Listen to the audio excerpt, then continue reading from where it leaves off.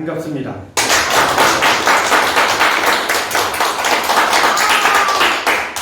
참 진짜 뭐 여기에 있는 학생이 몇 명 안 되는데 아주 뭐 한 50명 이상 되는 학생들처럼 아주 박수 소리가 굉장히 큽니다.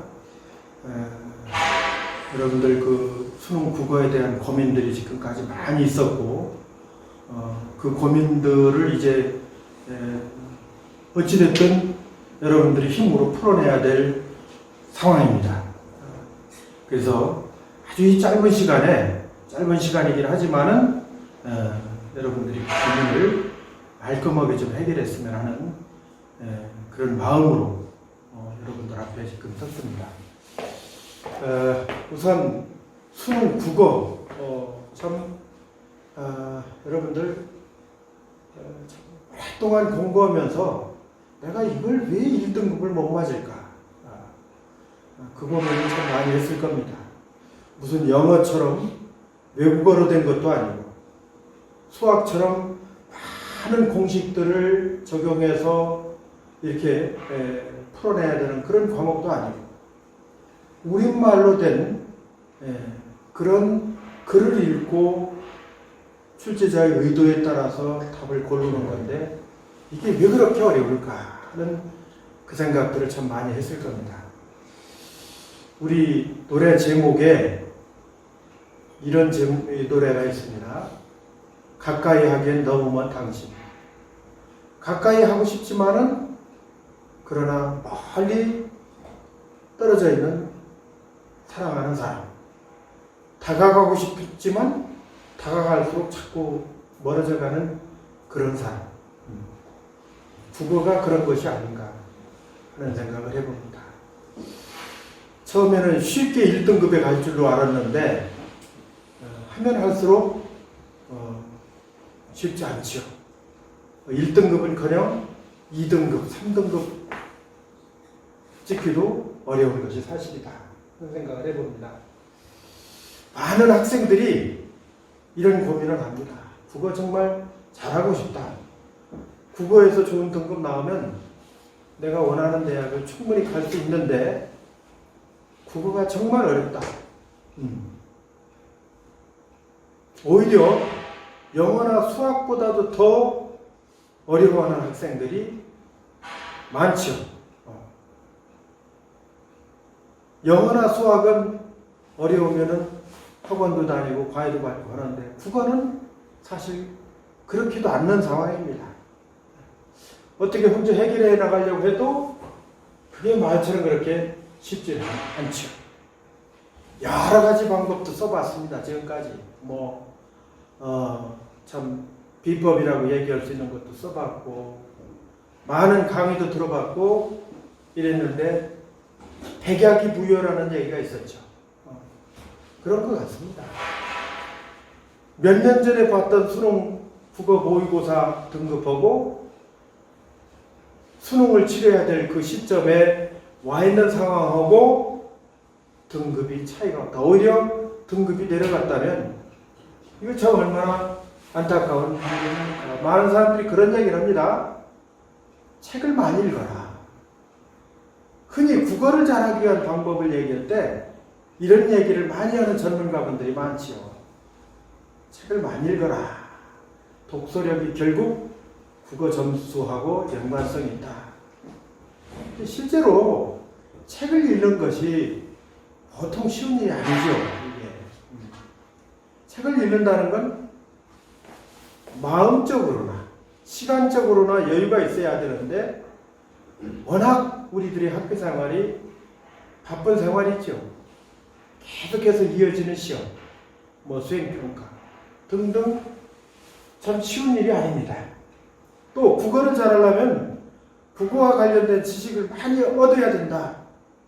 또 많이 갖고 있어야 된다. 이렇게 얘기하는 사람들도 있죠. 근데 사실 국어라는 과목의 그 지적 영역이 워낙 방대하기 때문에 그거를 어떤 것이 시험이 나올지도 모르지만은 그 방대한 양을 공부한다는 게 참 쉬운 얘기가 아닙니다. 또 파고 들어가면 들어갈수록 그 끝이 잘 보이지 않는 거고, 국문학을 전공하지 않는 이상에서 국어 공부를 그렇게 깊이 있게 할 그런 여유나 여력도 사실 없는 겁니다. 그래서 우리가 아주 수학 공식처럼 공식에다 넣으면 답이 나오는 것처럼 아주 간단하게, 아주 소프트하게 풀 수 있는 문제, 또 그렇게 푸는 방법이 우리한테는 필요한 거예요. 그 방법은 너무나도 간단하기 때문에 쉽게 여러분들이 취득할 수도 있지만은, 그 방법을 어쩌면 여러분들이 지금까지 풀어왔던 방법하고 다르기 때문에 낯설게 생각해서 혹시나 하는 두려움 때문에 이 방법을 써보는 것이 또 쉽지 않은 거고, 실제로 그 방법을 썼는데 금방 그렇게 효과가 안 나타나는 경우가 있습니다. 왜냐하면 여러분들이 지금까지 풀어왔던 방식이 있고 방법이 있기 때문에 그 방법을 바꾼다는 건 쉬운 일이 아니죠. 그렇더라도 내가 정말 국어에서 좋은 성적을 얻겠다라는 그런 욕심을 가진 학생이라면 이제는 방법을 바꿔야 될 순간이 왔다. 이렇게 이제 얘기를 하고 싶은 거죠. 또 분명히 그것이 가능하다 하는 것을 여러분들한테 약속을 할 겁니다. 많이 강조했습니다. 맞느냐 틀리느냐 OX로 풀어야 된다라고 많이 강조했습니다. 그 방법을 여러분들이 실제로 터득해서 여러분들 걸로 한번 만들어 보라, 이런 얘기예요. 수능 시험이 불과 이제 채 한 달도 남지 않았어요. 지금도 됩니다. 지금도 될 수 있다는 거예요. 국어라는 과목이 그런 과목이에요. 영어는 절대 안 되죠. 왜냐하면 외워야 되는 게 있잖아요. 아니, 단어나 수어를 외워야 그게 해독이 되잖아요. 수학도 그렇죠. 기본서부터 공식을 적용해서 푸는 방식을 꾸준히 심화 단계까지 와야 그걸 풀 수 있지. 어느 날 한 달 만에 되는 수학이 어디 있습니까? 없습니다. 사회 과목도 똑같아요. 그것도 많은 걸 지식을 알아야 되지 않습니까? 그거는 그렇지 않다 이런 거예요. 이거는 한 달이 남지 않은 수능 기간에도 얼마든지 가능하다 이런 얘기예요. 그 방법을 지금부터 여러분들하고 같이 한번 살펴보도록 하겠습니다. 단 하나의 원리입니다. 원리가 두 개라면은 여러분들도 좀 헷갈릴 수 있겠죠? 원리가 하나여야 된다 이런 얘기예요. 그 원리를 여러분들이 알고서 문제를 풀고 시험장에 가십시오. 지금까지 별의별 방법을 다 해봐서 했는데도 안 됐다. 더 이상 내가 손해볼 게 없다라고 했을 때 막바지까지 왔다라고 생각한 학생일수록 더 이 방법을 가지고 해보라 하는 얘기를 여러분들한테 말씀드립니다. 물론 실천하고 받아들이는 건 여러분들 몫입니다. 자, 여러분들 우리가 이제 문제 제기를 해가지고 한번 해볼게요. 국어 문제 풀 때 꼭 여러분들이 염두해야 되고 고민스러워하는 부분 중에 하나가 바로 이 세 가지입니다. 바로 시간과 지식과 독해. 이건 뭘 의미하느냐면요, 이 시간이라는 거는 우리가 몇 분이에요 지금? 70분이에요? 80분이잖아요. 80분. 몇 문항이에요? 45문항이요. 45문항이죠? 그러면은 사실 이게 2분의 한 문항도 안 되는 거죠? 문항 숫자예요. 근데 여기에 또 뭐가 있어요? 지문이 있죠? 예. 지문이 있습니다. 또 보기도 있고 여러 가지 자료도 있고 그런 걸 또 해석해야 되잖아요. 그 다음에 답을 이기하는 시간도 있죠. 답을 옮기는 시간도 있을 거 아니에요. 예. 또 검토도 해야 되는 시간도 있잖아요. 예. 시간이 굉장히 부족한 거예요, 사실은. 여러분들 그 국어 시험지라는 게 15쪽, 16쪽까지 가잖아요, 이게. 그래서 항상 고민하는 거예요, 이게. 이 문제를 해결하지 못하면은 수능에서는 결코 좋은 점수를 얻을 수 없어요, 우리 국어 과목에서. 시간을 잡아야 된다는 거예요. 우리가 답을 얘기하는 시간이, 답을 얘기하는 시간이 한 5분 정도. 이 5분은 답안 얘기예요, 답안. OMR 카드에다 옮겨야 되잖아요. 적어도 10분 정도는 검토 시간도 있어야 돼요, 검토. 여러분들이 답을 과연 제대로 했는지, 우리가 착각할 수도 있잖아요. 맞는 걸 골라야 되는데 틀린 걸 고르는 경우도 있잖아요. 가끔씩 나오잖아요. 그런 문제가 한두 문제만 있어도 이게 등급이 하나 왔다 갔다 합니다. 그래서 반드시 검토하는 시간도 있어야 돼요. 검토하는 시간. 그럼 이거 문제 푸는 거 외에 이 시간만 해도 지금 벌써 15분이에요. 15분. 그러면 이게 65분 동안에 문제를 풀어야 된다는 얘기예요, 이게 사실은. 어쩌면 거의 한 문항당 지문까지 다 읽어가면서 1분 남짓 정도의 시간밖에는 없다. 그래서 많이 경험해 볼 겁니다.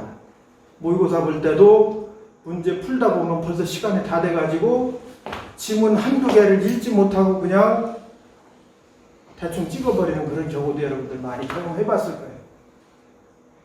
그래서 이 문제를 극복하기 위해서도 반드시 필요한 방법을 여러분들이 찾아야 된다. 그 다음에 아까도 얘기했지만은 이 국어라는 과목이 이게 지식, 무언가를 많이 알아야 된다. 예를 들면 여러분들 보세요. 문학만 하더라도요. 문학이 45문항 중에 15문항이에요. 15문항. 이 문학만 하더라도 이게 실제 범위가 어떻게 되느냐면요. 고등학교 문학교과서잖아요. 문학교과서인데 이 문학교과서가 18종 교과서예요. 교육과정 평가원에서 9개월을 출제하는 사람들은 이 18개 교과서에서 출제를 하는 겁니다. 우리가 배우는 건 하나의 교과서의 따름이죠. 그럼 사실은 문학을 제대로 이 15문항을 마치려고 한다고 하면은 18종의 교과서를 우리가 공부해야 돼요. 할 수 있나요? 아니요. 할 수가 도저히 없죠. 할 수가 없어요. 그러다 보니까 어떤 현상이 나타나는 거예요. 그러다 보니까 항상 낯선 작품이 나오죠. 배우지 않은 작품이 나올 수밖에 없는 거잖아요. 그렇죠? 네. 자, 그래서 어떤 이 특별한 이 18종 교과서에 담겨 있는 지식을 모르더라도 풀 수 있는 그러한 방법이 나와야 된다 이런 얘기예요. 더군다나 여러분들은 문학은 그렇다고 그러지만 이 독서 있잖아요. 우리가 흔히 얘기하는 비문학이라고 얘기하는 이것도 15문항이잖아요. 이거는 전혀 읽어보지도 않은 그런 글이 나오죠. 그렇죠? 그러니까 우리가 이 지식의 문제를 얽매이지 않더라도 풀 수 있는 방법을 우리가 꿰뚫고 있어야 된다 하는 그런 얘기예요. 그 다음에 독해라는 거는 그야말로 앞에서도 얘기했지만 이게 책을 많이 읽어야 국어를 잘한다는 얘기가 바로 이 얘기하고 맞닿는 거예요. 이게 독해하고 맞닿는 거예요. 이게. 그러니까 책을 많이 읽으면 읽을수록 읽는 능력이 말하자면 높아지기 때문에 이제 지문 이해 능력 때문에 점수가 좋아질 수 있다라는 얘기인데 난 그렇게 생각하지 않습니다. 여러분들이 독해는 그냥 눈으로 읽어가는 게 아니라 표시로 읽어간다. 표시로 읽는다 이런 얘기예요. 표시로. 표시하면서 읽으면 됩니다. 이 문제는. 표시로 읽어가면은 이 독해 문제도 다 해결이 돼요. 우리가 지금 없는 독해력이 이 오랫동안 책을 읽어가면서 이 독해할 수 있는 능력은 이게 1, 2년 사이에 되는 게 아니에요. 고등학교 들어왔다 해서 해결이 되는 문제가 아니야. 이건 어렸을 때부터 아주 단연간 책을 읽어왔어야 이 독해력이 생기는 건데 이거를 금방 이게 되나요? 그래서 이걸 해결하기 위해서 우리가 표시하면서 글을 읽으면 된다 이런 얘기예요. 이런 부분들. 자, 이렇게 우리가 이 시간적인 부분에 대한 문제, 지식적인 문제, 독해적인 문제, 이게 우리가 안고 있는 세 가지 문제예요. 이걸 해결하는 유일한 방법이 뭐냐? 이게 유일한 방법. 예, 유일한 방법. 그게 바로 맞느냐, 틀리느냐로만 풀면 된다 이런 얘기예요. 이렇게 풀면 여러분들이 얼마든지 원하는 점수를 얻을 수 있는 거다 이런 얘기예요. 근데 그게 가능하냐 이런 얘기예요. 근데 내가 원리는 이렇게 설명했지만은 여러분들이 그거를 이해할 수 있어야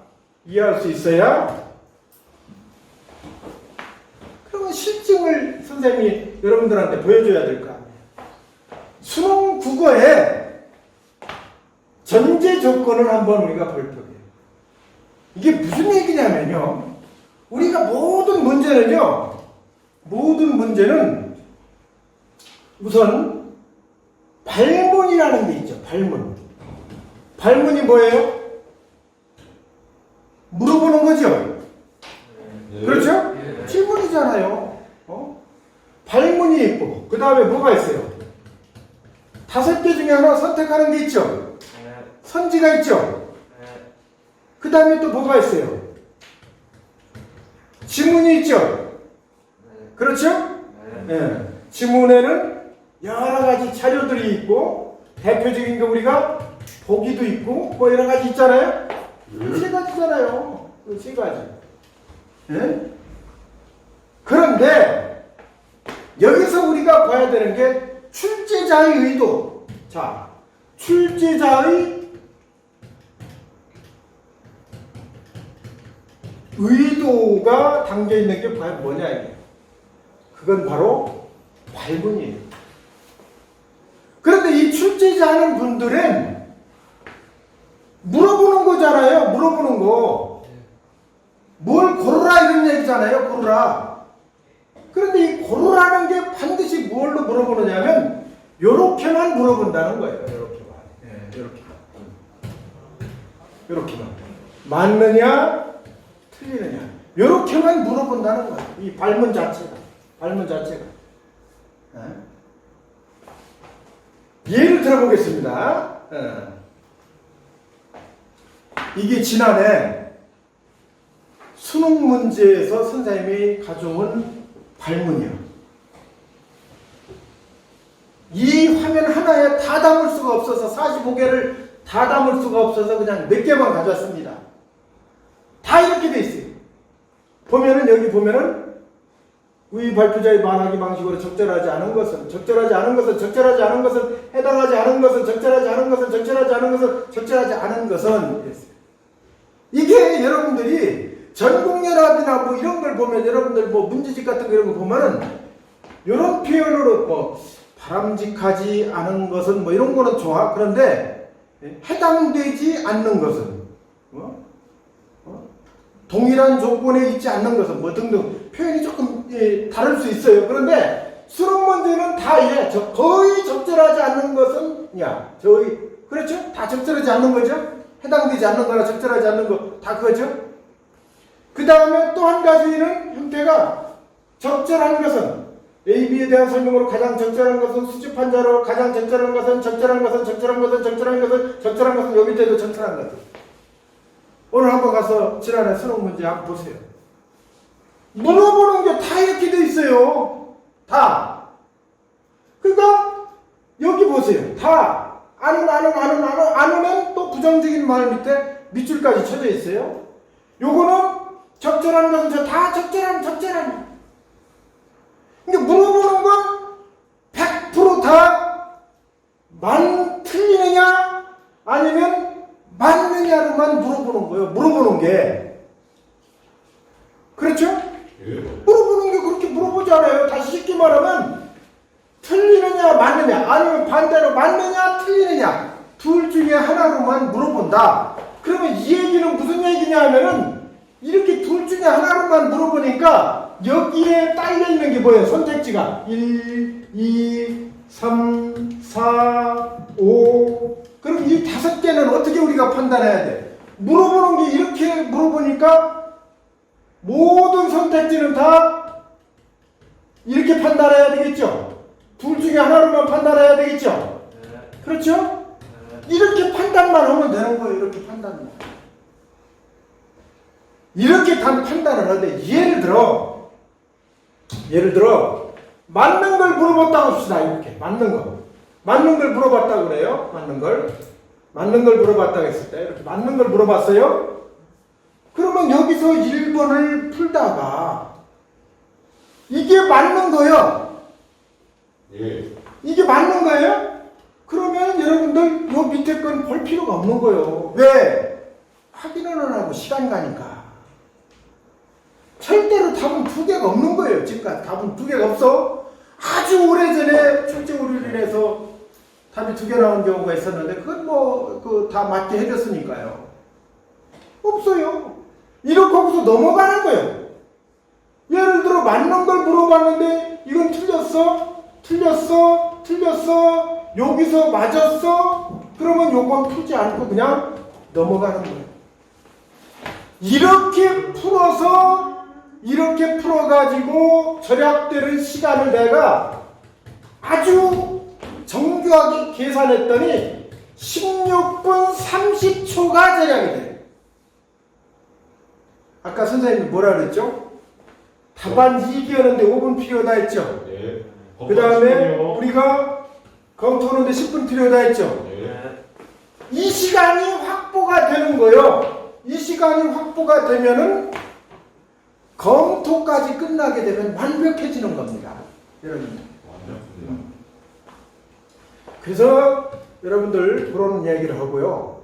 백문이 불여일견입니다. 실제로 여러분들이 이 수능 구별하는 걸 놓고서 선생님이 제시한 이 방법까지